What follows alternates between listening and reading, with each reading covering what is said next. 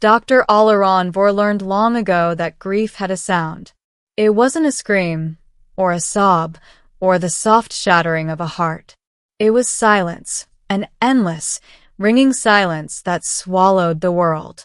12 years had passed since that silence began. 12 years since his daughter, Lyra Vore, vanished with a research vessel near the perimeter rift, the unstable space where gravity twisted like a living thing. No distress signal. No debris. Nothing but a flicker of energy that dissolved moments after the ship crossed the anomaly's edge. The Dominion declared all passengers deceased within the week. But Oleron never accepted it. A father's denial is a stubborn thing. A scientist's denial is worse. Oleron was both.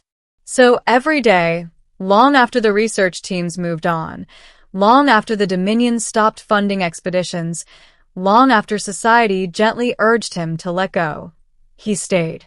He monitored the rift from his private outpost at the galaxy's edge, listening to the silence, waiting for something, anything, to answer back. He never expected it would. Not like this. Not today. Not with a knock on his door. Chapter 1: The Arrival. The outpost airlock chimed twice, an impossibility. No one traveled this far without announcing themselves through a comm channel. Oleron's pulse stuttered. Could scavengers have boarded? Pirates? Or worse, Dominion officers coming to finally shut down his obsessive monitoring station? He grabbed a pulse baton from the table and approached the airlock cautiously. The metal doors hissed open, and a swirl of dust-filled wind rushed in, followed by a silhouette. Tall, slim, familiar, impossible. Oleron's body froze before his mind processed the truth. Hello, father. His knees nearly buckled. The figure stepped into the light. Lyra, older, hardened. Her once soft silver hair cropped short, her eyes sharp and strangely luminescent. Scars like faint constellations trailed her exposed arms. She wore a uniform no Dominion rank used, sleek, iridescent, armored with a material Oleron couldn't identify. But it was her. His daughter. Alive. His voice cracked open like an old fracture. Lyra? She took a slow breath, as if bracing herself. I'm home. Then she stepped aside. A human, an actual Earth human, followed her into the outpost. He was young, early 20s perhaps, with dark hair pulled back and a cautious look in his brown eyes. His clothes were a strange mix of alien tactical fabric and Earth-style layers. He carried no weapon, only a small pack strapped across his chest. Lyra motioned between them. This is Jace Wilder, she said. He helped save my life. And he's the reason I came back. Oleron blinked, overwhelmed. A human? Out here? At the edge of Dominion space? With his daughter? Shock drowned him so completely that even his grief, always lurking, went silent. Chapter 2: The Explanation. They sat around the outpost's central console, but Oleron barely tasted the stimulant drink he clutched. His eyes never left Lyra. She looked back with a faint, fragile smile, the same smile she had as a child when she brought home stray animals. Except this time, the stray was a full-grown human man. Start from the beginning, Oleron managed. I need to understand everything. Lyra nodded.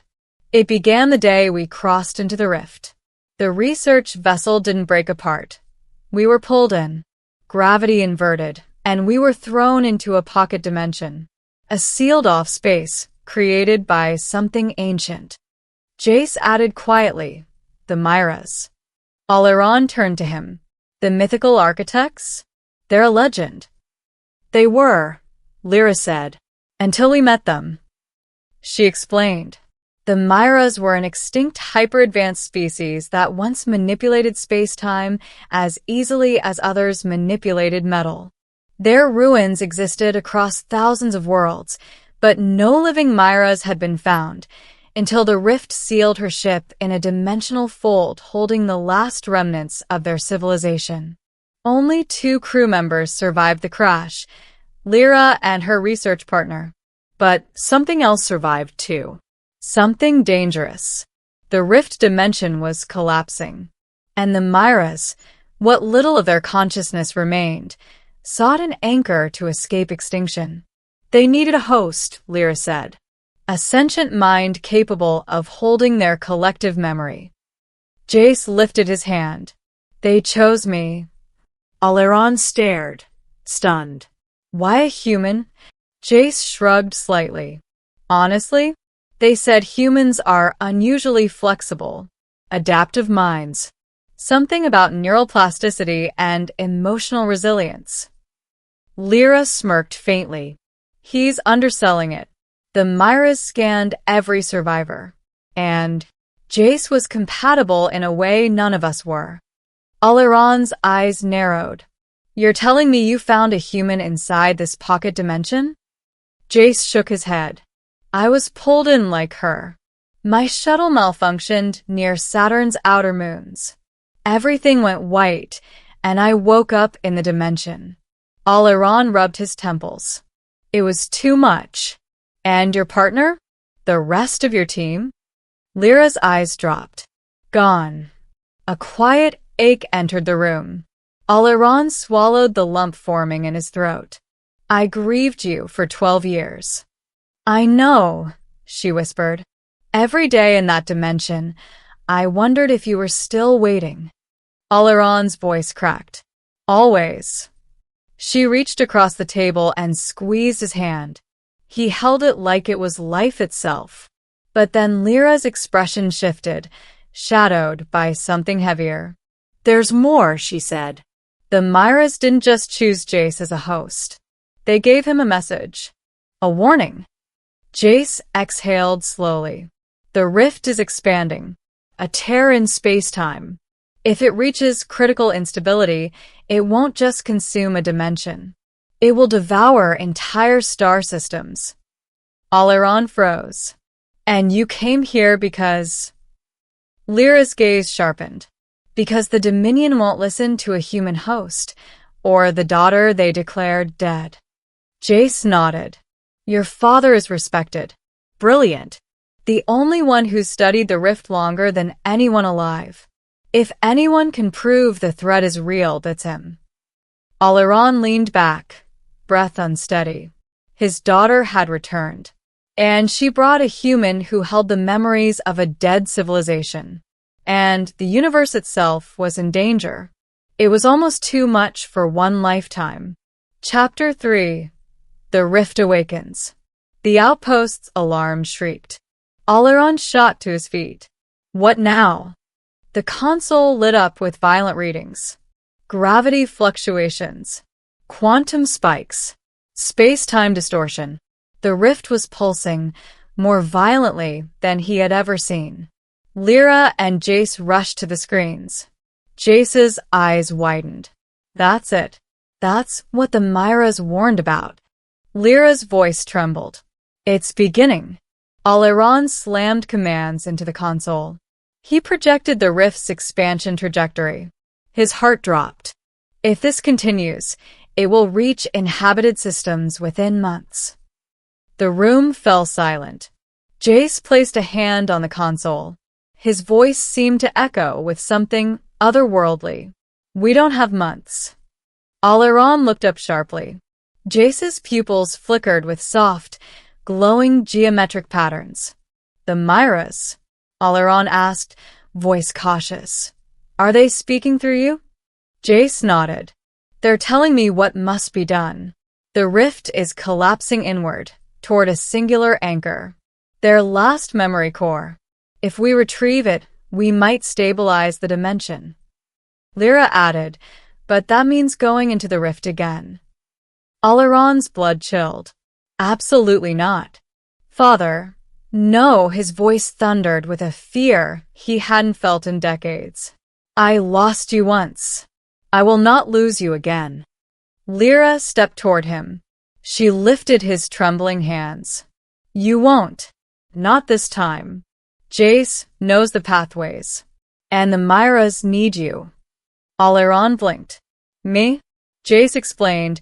The anchor core reacts to certain neural frequencies, ones compatible with Mhyrian technology. According to their data, your mind patterns match what's needed. A scientist prepared for anything, except emotional manipulation by his own daughter. You're saying only we three can finish this, Alieron murmured. Lyra squeezed his hand. We can save millions, father. Maybe billions. Alieron closed his eyes. He had spent 12 years mourning, 12 years wishing for a chance to have her back. Now that she had returned, she was asking him to walk into the very anomaly that stole her away. But this time, he would go with her. He nodded. Tell me what we have to do. Chapter 4. Into the rift their vessel, a patched-together outpost shuttle, was barely fit for atmospheric flight, much less dimensional traversal. But Jace had knowledge no living pilot possessed. As they approached the rift, space warped like liquid glass. Stars bent and stretched. The black void rippled with colors that didn't exist on any spectrum Alieron knew. Jace sat at the helm, eyes glowing faintly. Follow my lead. The pathways shift. They respond to intention. Alieron muttered. That defies every spatial law we know. Welcome to Mhyrian architecture, Jace said. The ship shuddered as they crossed the threshold, and reality inverted. Colors melted. Gravity detached. Alieron felt his bones vibrate with frequencies that weren't sound but memory. They emerged into the pocket dimension. Ruins floated like shattered planets held together by threads of light. Colossal structures drifted weightlessly. Energy storms flashed silently through the void, painting everything in violet and gold. In the distance, a massive, glowing sphere. The anchor core, Jace said. But something else moved there. A dark mass. Tendrils of folded space. A cancer growing from the dimension's collapse. The Devourer, Jace whispered. The rift's destabilized form. It consumes everything. Lyra's jaw tightened. Then, let's end this. Chapter 5. The core they landed on a fragment of ancient architecture. The air buzzed with strange electricity. At the center of the platform floated the anchor core, a pulsating orb of crystalline geometry, humming with unimaginable power. Alieron approached it cautiously. His mind tingled, as if the sphere recognized him. It's interfacing, Jace said. Father, place your hands on it. Alieron hesitated. Lyra nodded encouragingly. I'm right here. He touched the core. Light exploded, but it was gentle, warm, familiar. Images filled his mind. The rise and fall of the Mhyras, their last desperate attempt to save their knowledge, and the creation of this dimensional refuge. A voice resonated inside him. You carry the curiosity we once cherished. Guide our legacy. Alieron gasped and fell to his knees. The core began stabilizing, the dimension brightening. But the Devourer roared. The entire platform shook. It's coming straight for us. Lyra yelled. Jace's voice deepened with Mhyrian resonance. Stabilization is incomplete. We need more time. Lyra pulled her plasma blade. Then we hold it off. Alieron stared, horrified. Lyra, no. I didn't survive 12 years to die now, she said fiercely. And I'm not losing you again. The Devourer surged toward them, a collapsing storm of darkness. Lyra swung, her blade slicing through distorted space. Jace unleashed bursts of Mhyrian energy, his hands glowing like stars. Alieron kept the core steady, channeling its resonance, ignoring the pain burning through him. The Devourer grew closer, bending reality around its maw, until a final pulse surged from the core. A blinding shockwave swept outward. The Devourer evaporated, dissolving into harmless light. The dimensions stabilized. They collapsed together, breathless. It was over. Final chapter. Ending. The return home, the trip out of the rift felt different. Quieter. Peaceful. Like a wound finally sutured. Back at the outpost, Alieron stood with Lyra and Jace under the stars outside the docking bay. Lyra breathed the cold air deeply. Feels strange being home. Alieron smiled faintly. Feels strange having you home. Jace stood a respectful distance away, hands tucked into his pockets. Thank you, both of you. Without your help, the Mhyras would be lost forever. Alieron stepped toward him. You saved my daughter's life. That alone earns my gratitude. Lyra nudged Jace playfully. See? Told you he'd like you. Jace flushed. It wasn't about being liked, Alieron chuckled. Relax, Jace. You're family now, whether you intended to be or not. Lyra's expression softened at the word family. 12 years of grief eased inside Alieron's chest, finally replaced by something warm. Something living. Hope. Lyra looped her arm through his. We're not done, you know. The Dominion needs to hear what we found. And they'll need someone who understands the science behind the rift. Alieron raised an eyebrow. Are you recruiting me to your impossible missions already? She grinned. Someone has to keep up with me. He laughed, a sound he hadn't made in years. Then let's get started. Jace stepped beside them. Together? Alieron placed a hand on both their shoulders. Together.